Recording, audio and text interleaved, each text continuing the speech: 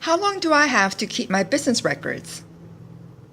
The bare minimum period for keeping those business records is 3 years from the date you file your tax return. This is the normal IRS statute of limitations on audits. However, some state tax agencies have longer period to audit, and the IRS can go beyond 3 years for serious underreporting. For this reason, hold on to those business records for at least 6 years. I'm a doctor and I had patients who didn't pay their medical bills. Can I deduct this as bad debt expense? The short answer is no. The tax code specifically excludes the value of services provided from the definition of tax-deductible bad debt. However, any out-of-pocket expenses such as medications, needles, or supplies in connection with providing these services to lousy patients are deductible.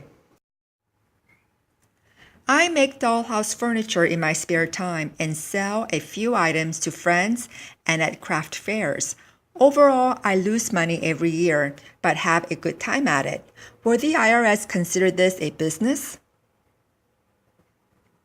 Possibly, the best way to qualify as a business with the IRS is to show that you had a profit motive and operated in a business-like fashion. If you are ever audited, the auditor may try to argue that the dollhouse business was really a non-deductible hobby and disallow your losses. Keep good records to show your efforts to turn a profit and do some advertising or business promotion just like any real business. Keep in mind that you only have to show that you tried to make a profit. It doesn't matter whether you actually did, although an IRS auditor might try to tell you otherwise. I use my car to call on customers and make deliveries. Am I better off leasing a vehicle or buying it? As a rule, the more expensive the car, the bigger tax deductions you get from leasing. The price point at which leasing becomes more favorable is about $15,800. When you get up in $50,000 territory, vehicle deductions are much greater than with owning. However, if you're thinking of a big truck or a heavy SUV, you might be better off buying because the annual tax deductions for these vehicles are far bigger than for passenger cars. And using Section 179, you might be able to write 100% off in the year of purchase. Do IRAs, SEPS, 401ks, and other retirement plans for the self-employed really provide much of a tax break? Absolutely. There is no better tax benefit available to the small business owner than a retirement plan. With the exception of the Roth IRA, you will get an immediate tax savings for every year you contribute, and the money you invest in your plan will accumulate interest, dividends, and capital gains with the tax deferred until you withdraw it.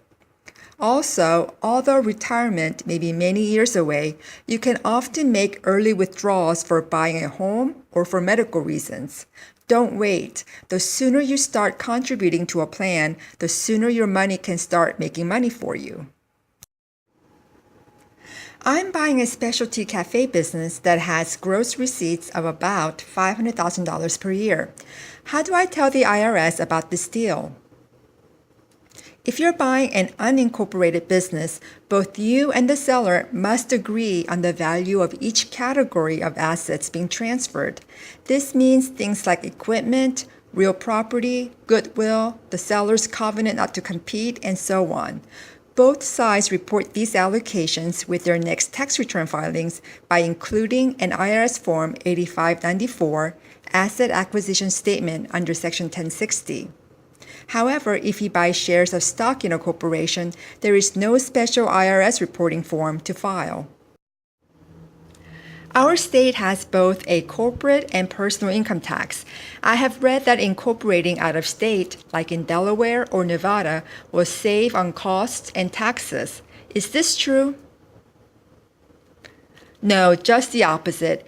You will still have to register and file corporate and personal tax returns in your home state because that is where you're doing business. That's the law in 50 of the 50 states. Incorporating in a no or low tax state will result in higher overall costs and taxes, considering the expenses of forming and maintaining the out-of-state corporation. The legitimate reasons for incorporating out of state are all non-tax, like favorable liability laws or greater privacy. If you're still tempted, talk to a CPA or a business attorney first. I'm a sole proprietor with a mailing and shipping store and a huge Social Security and Medicare tax bill. Is there any way to lower my tax bite? Yes, by converting your business to an S corporation and becoming an employee of the corporation. You may be able to set your salary well below what you presently earn and take profits as dividends. The catch? There are costs and legal fees for setting up and maintaining the corporation, as well as tax professional fees for payroll and corporate tax return filings. For the average small business, these costs might run $2,000 per year, but they're all tax deductible. And a side benefit is the personal liability shield that a corporation provides. But before spending the money, get legal and tax advice from professionals in your area. There's a trade show in San Francisco coming up, and I'd like to take my wife and spend a few extra days after the show. Can I still deduct the trip expenses? Yes, but you can't deduct any expenses such as airfare and food solely attributable to your wife unless she's an employee of your business and is there for business reasons too. However, you can deduct all of your airfare, the full cost of your shared hotel room for the business days but not the extra days, and the rental car for the business days. And if you can find one of those companion flights free deals, you don't have to account for your wife's airfare at all. I am being audited by the IRS. The auditor says a number of my business expenses will be disallowed in his report. Do I have to accept this? Absolutely not. The IRS has an administrative process that allows you to appeal an auditor's decision to the IRS Appeals Office, a completely separate division of the IRS. Their job is to settle the dispute with you so you don't take the IRS to tax court. And in most cases, they will compromise on an audit report, although your odds of being let off the hook completely are slim. If you can't reach a compromise, the filing fee for tax court is only $60, and if the amount you're contesting is less than $50,000, the procedures are fairly simple. Will the IRS be upset if I hire my 14-year-old kid to help in my video store after school, sweeping floors, answering the phone, and so on? I would pay him about $50 a week. Hiring your children is perfectly okay, and it keeps the kids off the streets. In fact, it's a good family tax saver too. It takes income from your tax bracket and transfers it to the child's lower bracket. Make the kids do real work and don't overpay them. Their tax-deductible salaries shouldn't be just disguised weekly allowances. As an added benefit, the kids can put money into retirement plans and deduct the contributions. This makes good tax sense even if they take the money out for college, long before retirement age. I can't afford to hire CPAs or business attorneys. Can I just watch YouTube videos and call the IRS for free if I have any tax questions?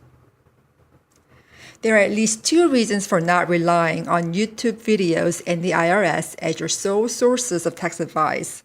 First, everyone's overall tax circumstances are different.